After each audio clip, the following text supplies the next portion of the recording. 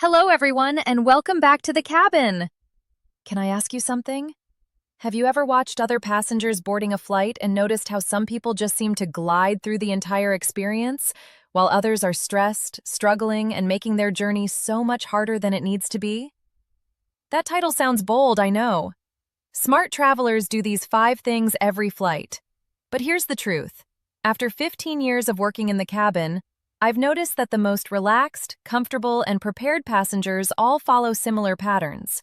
And honestly, most of these habits have nothing to do with how much money you spend or how often you fly. They're simple strategies that anyone can use.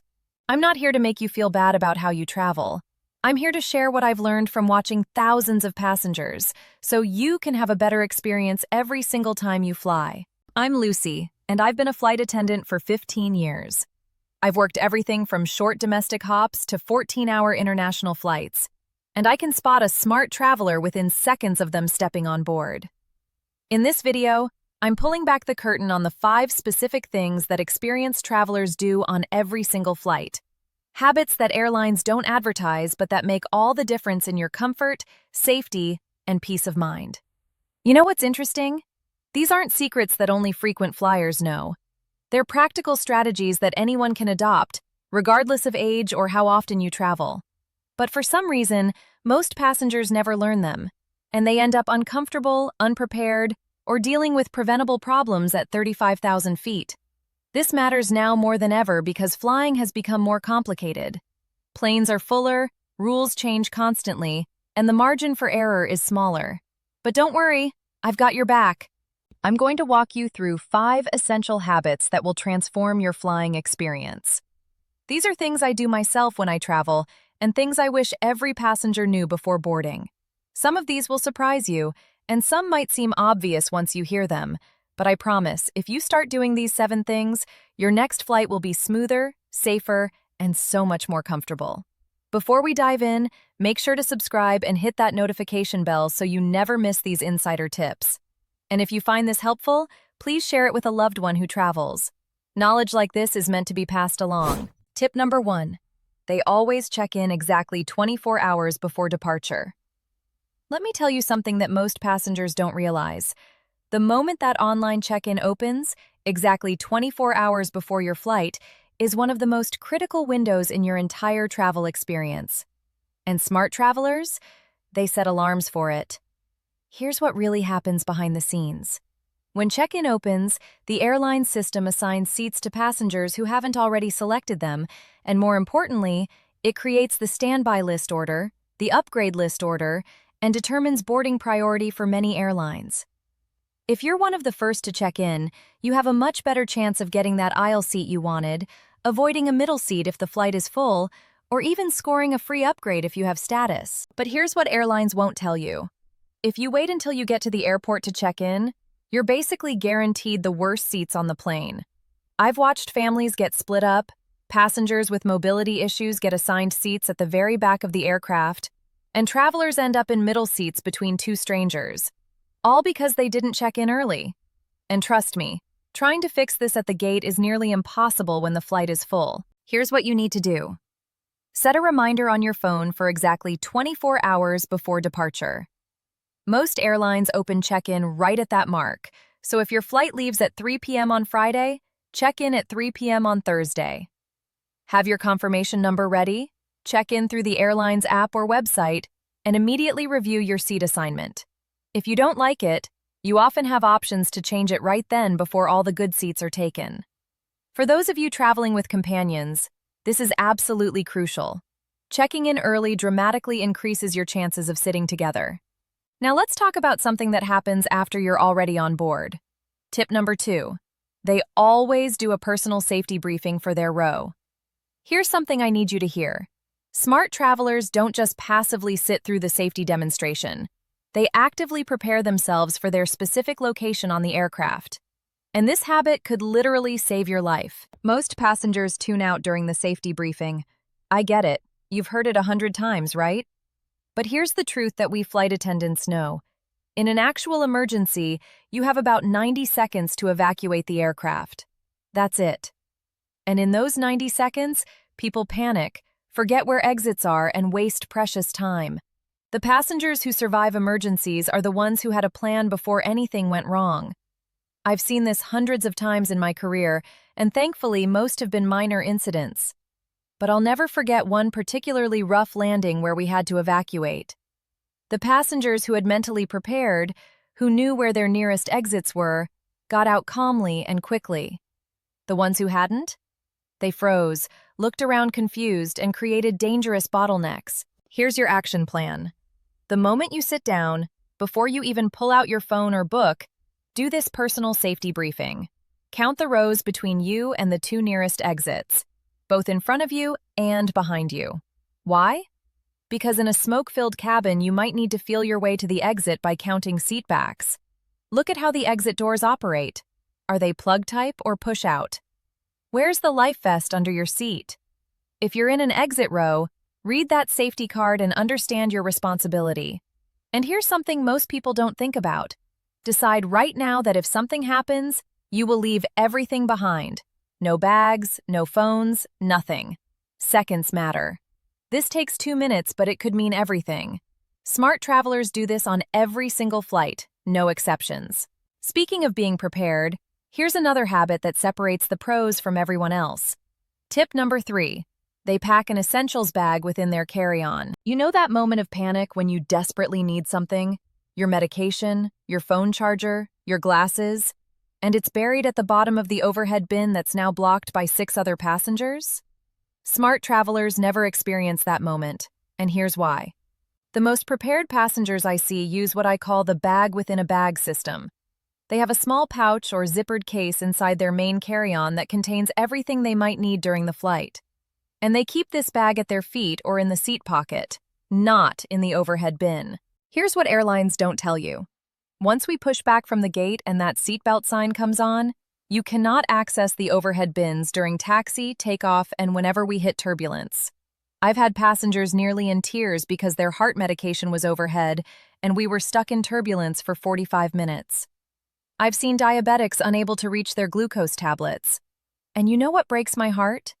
These situations are 100% preventable. Let me share what should be in your essentials bag. Medications? Absolutely critical.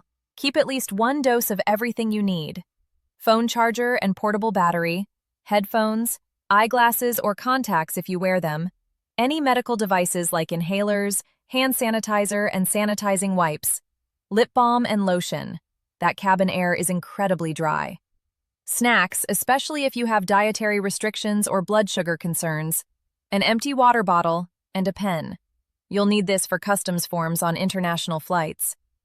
Smart travelers also include a change of underwear and basic toiletries because if your checked bag goes missing, you're covered for at least 1 day. Here's how to implement this.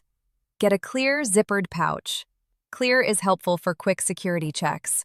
That's about the size of a large paperback book.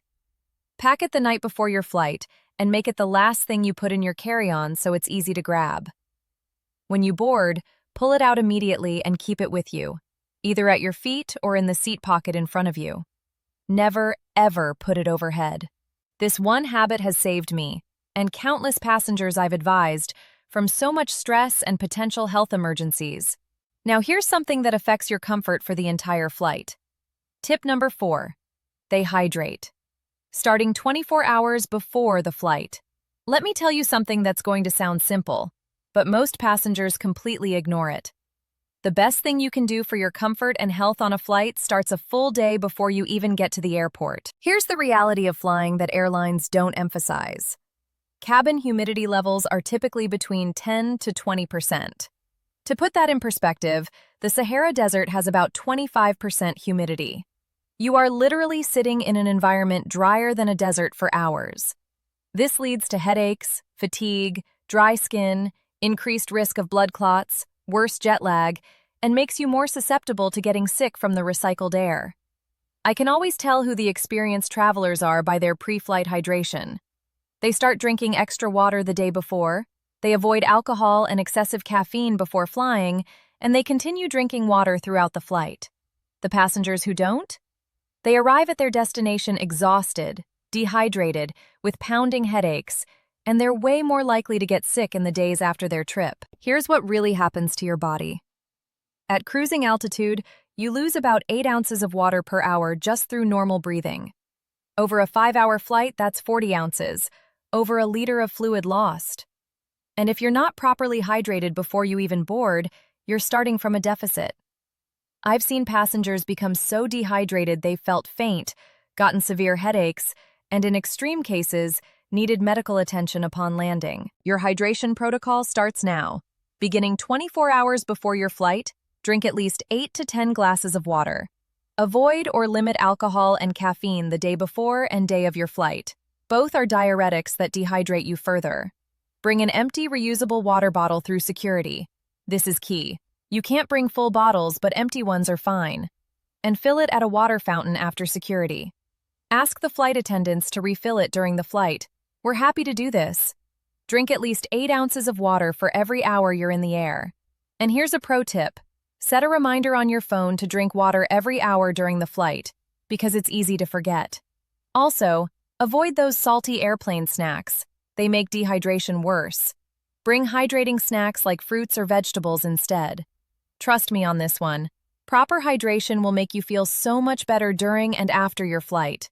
It's the single easiest thing you can do to improve your flying experience. Speaking of timing, here's another habit that smart travelers absolutely swear by. Tip number 5.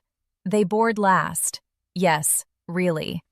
Okay, this one is going to sound completely backward to many of you, but hear me out. Unless you need extra time, have mobility concerns, or are traveling with young children, smart travelers often board last. And there are very good reasons for this. Have you ever noticed how stressful the boarding process is? Everyone's crowding the gate area, standing in line for 20 minutes, shuffling down the jet bridge, then standing in the aisle waiting for people ahead of you to stow their bags. Meanwhile, you're breathing recycled air, standing cramped in a metal tube, and the stress is building before you even sit down. Here's what experienced travelers know. You have an assigned seat. That seat isn't going anywhere. And the plane absolutely will not leave without you as long as you're in the boarding area. So why put yourself through the stress of boarding early? Let me tell you what really happens when you board last. First, you spend less total time on the aircraft. Why would you want to sit in that cramped seat any longer than necessary? Second, you avoid the chaos of everyone jockeying for overhead bin space while you're stuck behind them.